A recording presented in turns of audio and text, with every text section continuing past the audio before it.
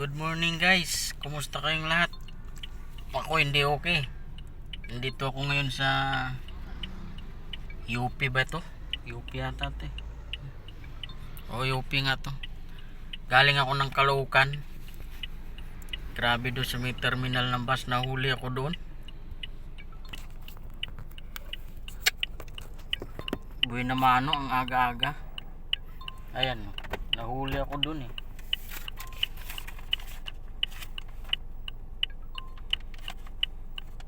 Oh.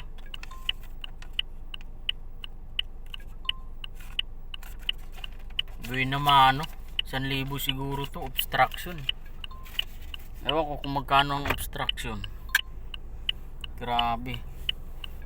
Pagkababa ako ng pasahero, hinarang agad ako ng enforcer. Obstruction daw yung violation ko.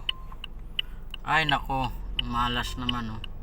Unang ano yun unang pasahero ko. Nahuli na agad. Nakiusap pa yung pasahero ko na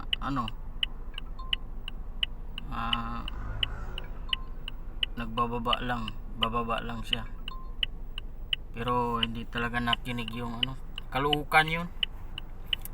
Pero ganun pa man, lesson na rin yun. Kasi para doon ka naman natututo eh. Pag di ka nahuli, hindi ka matututo. Ngayon nahuli ako.